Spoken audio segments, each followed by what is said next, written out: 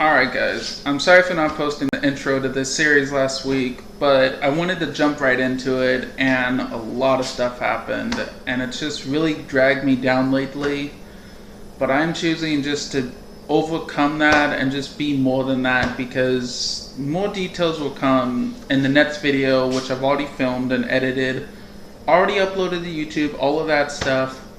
It's coming out at noon, this is coming out at 9 a.m. But I just wanted to kind of describe what I was feeling and kind of just give you guys a little bit of info as to why I didn't post last week, besides just, oh, I didn't post. But I was actually going to dissect this crab. It's one that, if you remember the Get Pinched by a Crab challenge, this one was the one that actually died.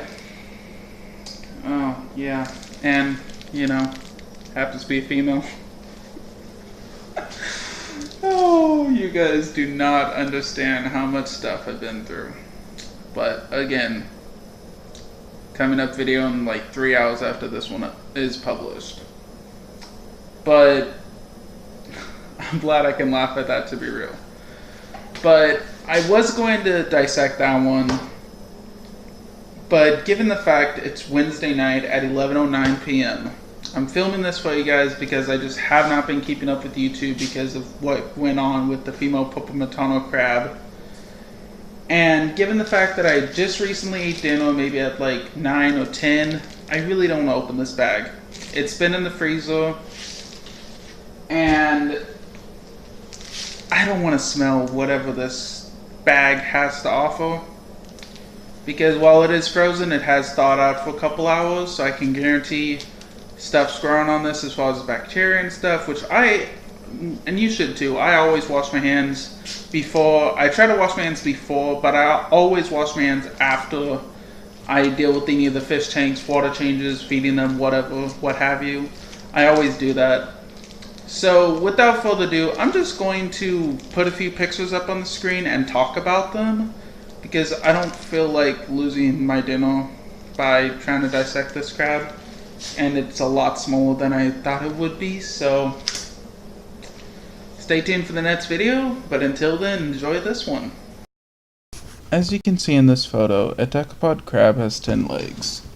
Deca is a term derived from a Greek prefix and it means 10. Pod or poda means foot or footed, and is derived from Latin and Greek. Therefore, a decapod crab within the order of Decapoda has 10 feet, 2 of which, in the crab's case, are claws.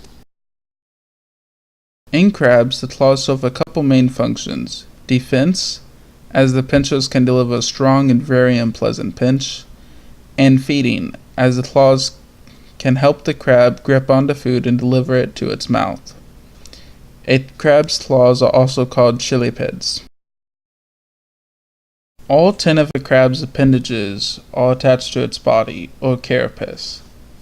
As you can see in this photo, this crab lost one of its legs somehow. This can happen if something falls on one of its limbs, as a crab has the ability to snip off one of its legs or a claw to help it survive, a trait that can also be useful when trying to escape a predator that hasn't punctured its main body cavity, where its lungs and other organs are. Additionally, a crab can lose a limb in a scuffle or fight with another crab over territory that one possesses and the other wants. This photo shows a side view of the 5 limbs, legs, or appendages connected to the body or carapace of a decapod crab, 2 of which I've already mentioned, 1 on each side, are claws. As I briefly touched upon before, these 2 photos show the internal anatomy of the crab.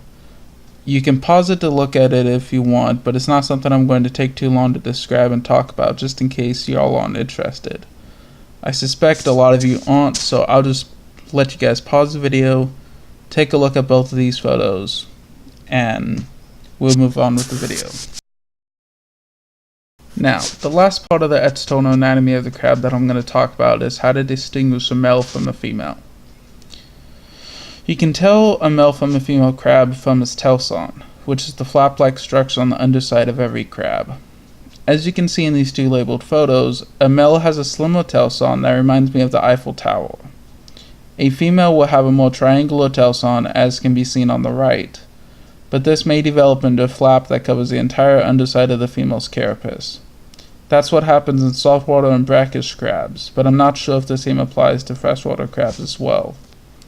I'll be telling more about the differences of these two broad groups of crabs in an upcoming segment of this series.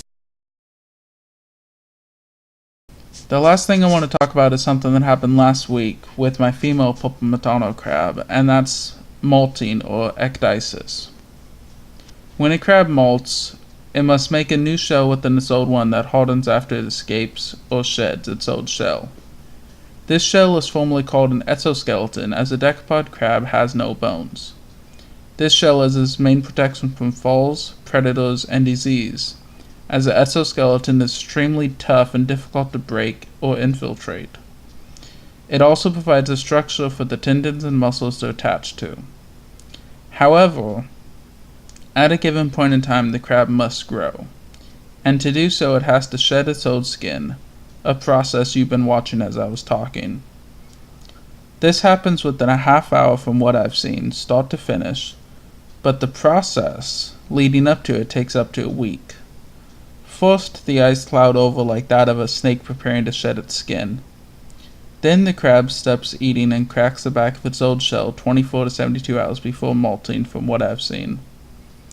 Finally, it escapes its old shell, intakes a bunch of water to expand its skin so it can grow into it, and lets its new shell harden so it can protect it from hazards it encounters each day. It expels the water that it took in so that it can then shrink and grow into its new shell. Thank you for listening. Have a great day.